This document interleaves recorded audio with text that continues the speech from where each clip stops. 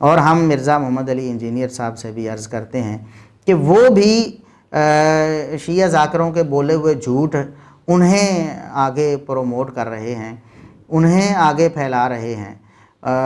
وہ صحیح سند کا ویسے تو نام لیتے ہیں، صحیح الاسناد صحیح الاسناد صحیح الاسناد اکثر کہتے رہتے ہیں، لیکن جب صحابہ کرام کے بارے میں کوئی بات کرنی ہوتی ہے یا صحابہ کرام کو مطعون کرنا ہوتا ہے یا صحابہ کرام کے جو متعلقین ان کے بیٹوں پر جھوٹے الزام لگانے ہوتے ہیں، پھر وہ شیعہ ذاکروں کی بات کوئی حرف آخر سمجھ لیتے ہیں، پھر انہوں نے کبھی سوچا ہی نہیں کہ صحیح الاسناد کیا ہوتا ہے۔ بھئی آپ مرزا صاحب بھی کہتے ہیں کہ عمر بن سعد نے سیدنا حسین رضی اللہ عنہ کو شہید کیا رے کی حکومت لینے کی خاطر۔ کہ کربلا میں صحابہ کی اولادیں کیا ملوث تھی، اور عمر سعد سے متعلق اہل سنت کی کیا رائے ہے؟ اہل سنت سے برا ہی سمجھتے ہیں جو یہ سعد بن ابی وقاص عشرہ مبشرہ میں سے اور نبی علیہ السلام کے لاڈلے ترین صحابہ میں سے، لیکن ان کا بیٹا جو ہے وہ مردود نکلا آگے سے۔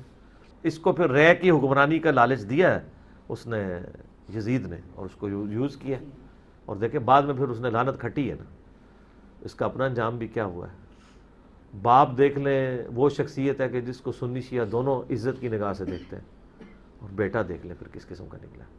کہتے ہیں کہ اس کو لالچ دیا گیا کہ تمہیں رے کی حکومت دیں گے، تم حسین رضی اللہ عنہ کو شہید کر دو، تو عمر بن سعد نے حسین رضی اللہ عنہ کو حکومت کے لالچ میں شہید کر دیا۔ اب یہ قول کیا مرزا صاحب آپ اس کی کوئی ایک صحیح الاسناد روایت پیش کر سکتے ہیں؟ قطعاً نہیں مرزا صاحب، قطعاً نہیں، کوئی ایک صحیح سند آپ پیش نہیں کر سکتے کہ عمر بن سعد نے قتل کیا ہو سیدنا حسین رضی اللہ عنہ کو حکومت لینے کے لیے، حکومت لینے کے لیے یا اس کے بغیر ہی قتل کیا ہو، آپ کوئی ایک صحیح سند پیش نہیں کر سکتے۔ اس کے بجائے شیعہ کتابوں سے ہم نے ثابت کیا، اور جواد نقوی صاحب کے بقول ہم نے ثابت کیا کہ وہ شیعہ کوفی تھے جنہوں نے پیسے کی خاطر کرائے کے قاتل بن کر سیدنا حسین رضی اللہ عنہ کو شہید کیا۔ یہ بات ہم ثابت کر چکے ہیں۔ یہ مصیبت ہے، یہ مشکل ہے، یہ المیہ ہے، یہ رینٹ۔ آپ کو پتہ امام حسین علیہ السلام کو کرائے پہ مروایا گیا ہے، علم میں ہے نا آپ کی یہ بات۔ عبید اللہ نے یہ کوفی لشکر جو مسلم ابن عقیل کے ساتھ تھا، یہ سارا بیچ دیا کربلا میں امام حسین کو شہید کرنے کے لیے۔ وعدہ کیا دیا تھا؟ باقاعدہ اس نے 7 مامور رکھے تھے، 7 کارکردگی رپورٹ بنانے والے رپورٹر رکھے تھے کہ دیکھنا کتنی تلواریں کون چلاتا ہے، کتنے بندے کون قتل کرتا ہے، کتنے نیزے کون مارتا ہے، یہ ساری ڈیٹیل لکھنا۔ وہ لکھ رہے تھے، اور اس نے فیس رکھی ہوئی تھی، ہر تلوار کے زخم کے بدلے اتنی فیس دوں گا، ہر نیزے کے بدلے اتنی فیس دوں گا، ہر پتھر کے بدلے اتنی فیس دوں گا۔ اور یہ ایسا ہی کرتے، جب کسی کو شہید کرتے فوراً جا کے رجسٹرڈ کرواتے، لکھو یہ میرا شہید ہے، یہ میں نے شہید کیا ہے۔ عمر سعد کو جا کر رپورٹ پیش کرتے، اے عمر سعد یہ میرے نام لکھو، یہ شہزادہ میرے نام لکھو۔ حمید ابن مسلم وہی رپورٹر ہے، عمر سعد کے لشکر میں بیٹھا ہوا باقاعدہ سب کارکردگی لکھ رہا ہے، کس نے کیا کیا، عمر سعد کے قاتلوں نے کیا کیا، ایک ایک کی کارکردگی اس نے لکھی۔ اور یہ تب سے یہ سلسلہ کرائے کا رکا نہیں ہے عزیزان من۔ نیزہ مارنے کے بھی پیسے، اور نیزے کا مطلب نیزے کا مصائب سنانے کے بھی پیسے، بیبیوں کے پردے لوٹنے کے بھی پیسے، اور ان پردوں کا ممبر پہ آ کے ذکر کرنے کا بھی فیس اور پیسے۔ یہ استجاری سلسلہ المیہ بن گیا، مصیبت بن گیا۔ اور آپ نے یہ ساری قصہ کہانی اور داستان کہ عمر بن سعد نے یہ کیا وہ کیا اور یہ شہید کیا، یہ کہاں سے لی آپ نے؟ شیعہ ذاکروں سے لی نا۔ آئیے ہم آپ کو سناتے ہیں کہ جو آپ کا موقف ہے مرزا صاحب، وہ شیعہ ذاکر صاحب کا موقف ہے۔ آپ نے صحیح سند یہاں کیوں نہیں تلاش؟ آئیے ہم آپ کو بتاتے ہیں کہ شہنشاہ حسین نقوی صاحب نے کیا کہا ہے۔ وہ بھی یہی بات کرتے ہیں کہ سیدنا حسین رضی اللہ عنہ کو عمر بن سعد نے شہید کیا حکومت لینے کی خاطر۔ اتنے بڑے بڑے نام ہیں، کس نے کس کو کیوں مارا ہے، محرک کیا تھا اس واقعے کے پیچھے؟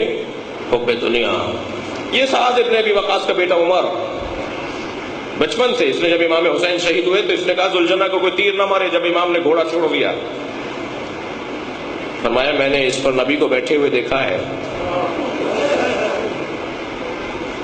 कोई जुलझना को तीर ना मारे, मैं इसे तबर्रुक के तौर पे रखूंगा। अहले सुन्नत के मुताबिक वो जो नबी ने देखा था ना गली में कुछ बच्चे खेल रहे हैं और इमाम नबी ने आगे बढ़ के एक बच्चे को गोद में उठाया, उसे प्यार किया। असहाब ने पूछा या रसूलल्लाह ये बच्चा किसका है, कौन है? हजरत ने फरमाया मुझे इससे गरज नहीं है ये बच्चा किसका है, मुझे इससे गरज है कि ये बच्चा मेरे हुसैन से प्यार करता है। अहले सुन्नत का कहना है वो उमर इब्न साद था, यानी बचपन में इतना इमाम हुसैन से प्यार करता है। ये क्या हुआ, मारने आ गए इमाम हुसैन को।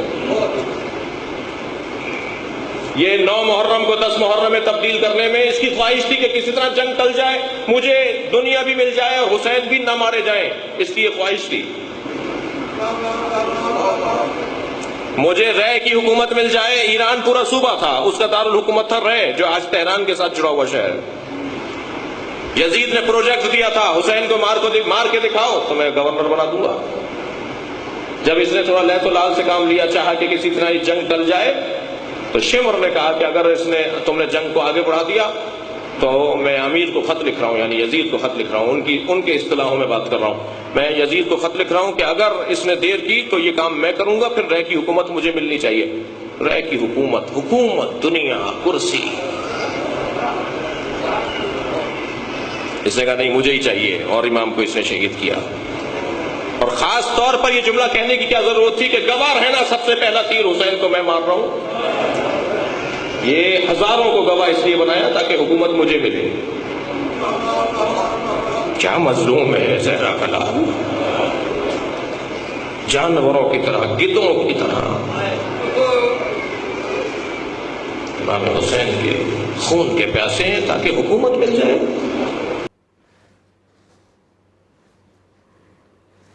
अब देख लिया आपने, यही बोली, बिल्कुल यही बोली मिर्जा साहब ने बोली। आप उनका क्लिप भी सुन लें। कि करबला में सहाबा की औलादें क्या मुलव्वस थी और उम्र साद से मुतल्लिक अहले सुन्नत की क्या राय है? अहले सुन्नत से बुरा ही समझते हैं जो ये साद इब्न अबी वक़ास अशरा मुबशरा में से और नबी इस्लाम के लाडले तरीन सहाबा में से, लेकिन उनका बेटा जो है वो मरदूद निकले आगे से। इसको फिर रे की हुक्मरानी का लालच दिया है उसने यजीद ने और उसको यूज़ किया, और देखे बाद में फिर उसने लानत खटी है ना, इसका अपना अंजाम भी क्या हुआ है। बाप देख लें वो शख्सियत है कि जिसको सुन्नी शिया दोनों इज्जत की निगाह से देखते हैं, और बेटा देख लें फिर किस किस्म का निकला जी। अब हम इनको वकील शिया ना कहें तो क्या कहें भाई? आप लोगों को बार बार कहते हैं कि मैं सहीउल इस्नाद रिवायात पेश करता हूँ, बेसनद किस्से, ज़ईफ़ रिवायात, मुनकर मनगढ़ रिवायात जो हैं उनमें फ़ितना है, और ज़ईफ़ रिवायात के फ़ितने से बचने वालों को मेरी दावत सुननी चाहिए। भाई आपकी दावत तो खुद ये सारी की सारी झूठी रिवायात पर मबनी है। अब उमर बिन साद के बारे में आपने जो कुछ कहा उसकी सही सनद आपने कहाँ पेश की? या तो आप ये दावा छोड़ दें या फिर दोगली पलीसी छोड़ दें। ये क्या दोगली पलीसी है? दावा ये सहीउल इस्नाद का, लेकिन दोगली पलीसी ये है कि कभी जो जी सुलह हसन की शराइत जो हैं वो मैं बताता हूँ जी, सुलह हसन की शराइत झूठी बेसनद, और जब उनकी सनद देखते हैं तो उसमें राफजी कज़्ज़ाब खड़े होते हैं और मिर्ज़ा साहब उससे बचा कर वहाँ से नकल करते हैं जहाँ सनद नहीं है। तो बेसनद किस्से आपने कहा मैं पेश नहीं करता, और उधर बेसनद किस्से पेश कर रहे हैं। फिर कभी वो 60 साल मिंबरों पे लानत होती रही जनाब, झूठी बेसनद रिवायात और मुनकर और मौजू मनगढ़ रिवायात झूठे लोगों की बयान की हुई। आपको बिल्कुल उस बारे से कोई थोड़ी सी भी हिचकिचाहट नहीं होती। और जब आपको बताया जाता है कि मिर्ज़ा साहब ये देखो, फिर आप नया ढोंग रचाते हैं जी कि ये जनाब मुतवातिर है। अभी मुतवातिर की तारीफ भी आपको आती। हमारा एक क्लिप है कि मुतवातिर का ढोंग मिर्ज़ा साहब कैसे रचाते हैं, वो आप सुनिएगा, आपको इंशाल्लाह हकीकत पता चल जाएगी कि मिर्ज़ा साहब मुतवातिर की तारीफ भी नहीं जानते। मुतवातिर किसे कहते? क्या इस तरह झूठ जो हैं ज़्यादा किताबों में नकल हो जाए तो वो क्या मुतवातिर बन जाते हैं? इस तरह तो और बहुत से झूठ हैं जिनको आप भी झूठ कहते हैं, वो भी इतनी किताबों में हैं। وہ پھر آپ کے نزدیک کیا دین ایمان بن جائے گا، وہ بھی متواتر ہو جائے گا. تو اس کی صحیح سند کہاں ہے؟ یا آپ صحیح سند کی رٹ لگانا چھوڑ دیں یا پھر دوگلی پالیسی ترک کر دیں، صرف صحیح الاسناد حدیثیں لوگوں کے سامنے پیش کیا کریں. اور آپ نے خود اعتراف کر لیا کہ میں نے 200 روایتیں نقل کی ہوئی ہیں، ان 200 میں سے 25 ضعیف بھی ہو جائیں تو کیا ہوتا ہے بھائی؟ 25 جب ضعیف آپ تسلیم کر رہے ہیں تو انہیں نکال دیں پمفلٹ میں سے، وہ نکالیں نا، اس کے بعد ہم دیکھیں کہ بچتا کیا ہے اس میں. باقی جو صحیح روایات باقی بچ جائیں گی وہ تو آپ کا مقصد ہی پورا نہیں کر پائیں گی. وہ جو پچریں اور بریکٹیں آپ نے لگائی ہوئی ہیں وہ اسی من گھڑت اور جھوٹوں کی بنیاد پہ آپ نے لگائی ہوئی ہیں نا. اگر آپ سچ کو سامنے رکھیں تو آپ کی جو بریکٹیں ہیں، جو خیانتیں وہاں، وہ ساری کی ساری دڑام سے زمین پہ گر جائیں گی. لوگوں کو آپ حق بتائیں نا کہ یہ 25 روایتیں میں نکال رہا ہوں جی، میں معذرت کرتا ہوں، رجوع کرتا ہوں، چونکہ میں نے ایک پالیسی اپنائی ہے کہ ضعیف روایتیں نہیں میں پیش کروں گا. پھر آپ کہتے ہیں میں نے جو پیش کی ہیں وہ علم جمع کریا ہے، علم جمع کیا ہے.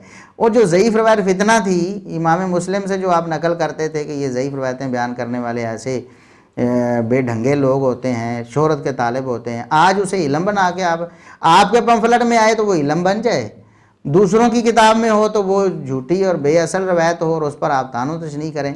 یہ کون سی دوگلی پالیسی مرزا صاحب؟